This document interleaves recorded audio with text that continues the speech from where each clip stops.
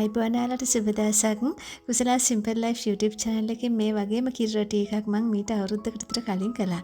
ඉතින් මිලියන එකටත් වඩා ඒකේ views ගිහින් තියෙනවා. ඉතින් ඒක මම කළේ yeast දාලා. ඉතින් අද මම මේ කිරි රොටි එක හදන්නේ yeast ආප්ප සෝඩා මුකුත් නැතුව. ඇත්තටම yeast ආප්ප සෝඩා වගේ දේවල් දැම්මටත් වඩා හොඳට පිපෙනවා. ඒ වගේම හොඳටම මෙලෙක් ගතිය තියෙනවා. කිරිම කිරි රසයි ඊටත් වඩා කිරි රසයි. ඒ වගේම තමයි හරිම ලේසි. ඔයාලට පිටි කොට කොට වද වෙන්න ඕන නැහැ. හාල් කෝප්පයක් දාලා මේක හදාගන්න පුළුවන්. ඒ වගේම පොල් මිරි කන්න ඕන නැහැ. පොල් ටිකයි හාල් ටිකයි එකට බ්ලෙන්ඩ් කරලා මේක හදාගන්නත් පුළුවන්. ඉතින් හාල් පිටි තියෙනවා නම් හාල් පිටි එකතු කරලා හදාගන්නත් පුළුවන් බ්ලෙන්ඩ් කරන්න නැතුව. ඉතින් මේකෙන් ඔයාලට මේ මිශ්‍රණයෙන්ම ඔයාලට සාමාන්‍ය විදිහට ආප්ප හදාගන්නත් පුළුවන්. ඉතින් මම අද ඒ විදිහට ආප්ප හදලත් පෙන්නනවා. ඒ වගේම තමයි ඔයාලට බිත්තර ආප්ප, බිත්තර කිරි රොටි මේ විදිහට හදාගන්න පුළුවන්. ඇත්තටම කිව්වොත් මේ ඉතාමත්ම වටිනා රෙසිපි එකක් කියන්න පුළුවන්. ඉතින් ඉන්දියාව වගේ රටවල ආසියානු රටවල මේ රෙසිපි එක ගොඩාක් ප්‍රසිද්ධයි. yeast ආප්ප සෝඩා කන්න ගොඩක් අයට බෑ. ગેස්ට්‍රයිටිස් තියෙන අයට වගේම ගර්භණී මව්වරුන්ට එහෙම. ඔන්න අද මේක හදලා බලන්න ඔයාලගේ ශරීරයට මේක කාපුවම කිසිම අපහසුයක් දැනෙන්නේ නැහැ. ඉතින් අපි යමු දැන් වීඩියෝ එක බලන්න. මේක හදන්න අවශ්‍ය වෙන දේවල් මොනවද බලමු. මම පැය 4කට විතර කලින්, ඒ කියන්නේ හවස 6ට විතර පෙඟෙන දැම්ම කැකුළු හාල් කෝප්පයක්. මේ කෝප්පෙන් එකක් විතර තමයි දැම්මේ. ඒ කියන්නේ ග්‍රෑම් 200ක් විතර තියෙනවා මේ කෝප්පෙන් එකක්. හාල් ටික හොඳට සෝදලා තමයි පෙඟෙන දැම්මේ. මම වතුර ටික බේරගෙන ආවා. ඇවිල්ලා පොල් එහෙම බ්ලෙන්ඩර් කරන්න තියෙන මීඩියම් සයිස් එකේ බ්ලෙන්ඩර් කප් එකට දාගන්නවා. ඊට පස්සේ තව ඕන වෙනවා පොල් කෝප්ප දෙකක්. මම ගත්තේ පොල් පිරිසැඬු කොප්පෙන් දෙකක්. ඒ කියන්නේ පොලුත් ග්‍රෑම් 200ක් විතර මෙතන තියෙනවා. ඒ වගේම තව ඕන වෙනවා උයපු බත් ටිකක්. අපි yeast ආප්ප සෝඩා දාන්න නැති හින්දා උයපු බත් ටිකක් අනිවාර්යෙන් ඕන වෙනවා.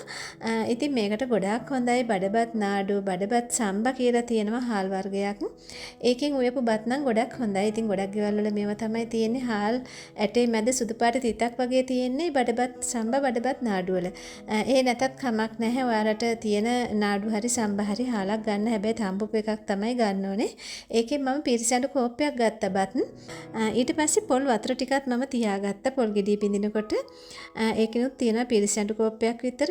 ඉතින් මේ ටික දාලා හොඳට බ්ලෙන්ඩ් කරගන්න ඕනේ මේ හාල් ටිකයි පොල් ටිකයි මේ බත් ටිකයි. ඉතින් ඔයාලට එකපාර බැරි වුණොත් මේක දෙපාරට හරි බ්ලෙන්ඩ් කරගන්න ඕනේ. ඉතින් දාලා පොල් වතුර ටික දාලා බ්ලෙන්ඩ් වෙන්නේ නැත්නම් මේක ඝනකම වැඩි වගේ නම් තව වතුර ටිකක් එකතු කරන්න. මම තව පිරිසැඬු කෝප්පෙන් එකක් වතුර එකතු කළා.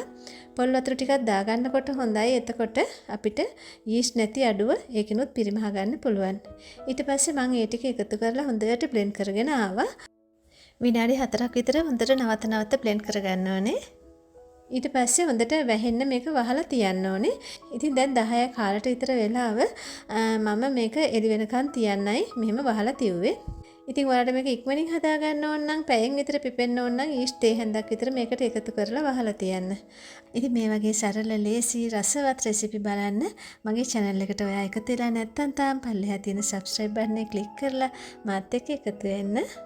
ඉතින් ඊයේ රෑ මම වහලා තියුව පිටි ටික තමයි මේ තියෙන්නේ. දැන් උදේ 10ට විතර පැය 12ක් විතර වහලා තියුවා මම. ඉතින් මේ බලන්නකො yeast දාලා වගේ හොඳට පිපිලා තියෙනවා. ඔයාලට පේනව නේද? ඉතින් ලුණු දැම්මේ නැහනේ. ලුණු මම එකතු කරගන්නවා තේ හැඳි භාගයක් විතර. ලුණු කලින් දාන්න එපා. ඊට පස්සේ මේක නිකන් ඝනකම වැඩි වගේ මේ විදිහට හදා ගන්නත් පුළුවන්. නමුත් මම මේකට කිරි හෝප්පයක් තව එකතු කරනවා පොල් කිරි. පිරිසිදු කෝප්පයක් එකතු කර බලන්න. ගොඩාක් දියාරු කරගන්න එපා. ඉතින් ඔයාලට හිතේ මේකට පොල් දාලා තියෙන හින්දා ආයි කිරි අනවශ්‍යයි කියලා. එහෙමනම් වතුර එකතු කරගන්න කිසිම ප්‍රශ්නයක් නැහැ. නමුත් නැවත කිරි ටිකක් එකතු කරගන්නවා නම් ගොඩාක් රසයි මේක. කිරි ආප්ප කියලා තියෙනවා දේශීය කෑමක්. ඉතින් කිරි ආප්ප වල රස එනවා මේකට නැවත පොල් කිරි ටිකක් එකතු කරගත්තම. ඊට පස්සේ හොඳට කලවම් කරගන්නවා මම. පිරිසැඬු කෝප්පෙම දාගත්තා මම. ඉතින් මේ වගේ බැටර් එකක් තමයි එන්නේ. ඉතින් ලුණු බලන්න චුට්ටක් ඔයාලගේ දිව ගාලා ලුණු රස ඇතිද කියලා මම චුට්ටක් තව දාගන්නවා මදි වගේ. ඉතින් මම මේකට සීනි තේ හැඳි දෙකක් එකතු කරගන්නවා. එකතු කරලා හොඳට කලවම් කරගන්නවා. ඉතින් සීනි අගුණයි සීනි දාගන්න එපා. ඒ වගේම තමයි මේකට බිත්තරයක් උනත් ඔයාලට එකතු කරගන්න පුළුවන්. ඊට පස්සේ දැන් හරි. දැන් ඉතින් හදාගන්න තමයි තියෙන්නේ. ඔයාලට මේක සාමාන්‍ය විදිහට තාච්චිය හදාගන්නත් පුළුවන් ආප්ප විදිහටම. නැත්තම් මේ විදිහට මම ඉස්සෙල්ලාම පෙන්නන්නම් මේ වගේ තැටියක හදාගන්න විදිය. ඊට පස්සේ මම මේක පොල් තෙල් ටිකක් ගාලා විදිහට දාගන්නවා එකක්.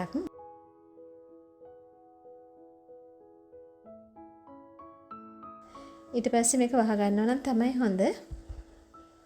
ඉතින් මේ වගේ ෆ්‍රයි පෑන් වලට ඔයාලට වහන්නේව නැත්තම් මැටි කරමුඩියක් තියාගන්න. ඉතින් ටිකක් වෙලා ගියාම බලන්න උඩ අමු ගතිය ගිහිල්ලාද කියලා. ඒ වගේම යට ටිකක් පිච්චිලා වගේ තියෙනවා නම් මේක ලිපෙන් අයින් කරගන්න. ලිප හොඳට මතක තියාගන්න අඩු මට්ටමේ තියාගන්න ඕනේ. ඔයාලට දර ලිපක සාමාන්‍ය රොටි තැටියකුණත් මේක හදාගන්න පුළුවන් ගින්දර වැඩි කරගන්නේ නැතුව. ඊට පස්සේ හරි මම තව එකක් දාගත්තා මේ විදිහට. ඉතින් මම ඔයාලට පෙන්නන්නම් ආප්ප හදාගන්න විදිහට, ආප්ප තාච්චිය හදාගන්න විදිය.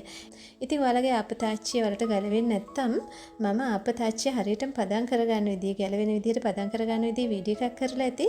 ගොඩක් අය බලලා ඒක සාර්ථකයි කියලා මට කමෙන්ට් උත් දාලා තිබ්බා. ඉතින් ඔයාලා බලන්න මේ ලින්ක් එක මම පල්ලෙහා ඩිස්ක්‍රිප්ෂන් එකේ දාන්නම්.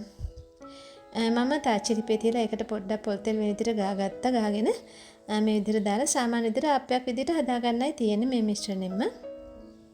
ඊට පස්සේ වහලා තියන්න ඕන අඩු ගින්නේ.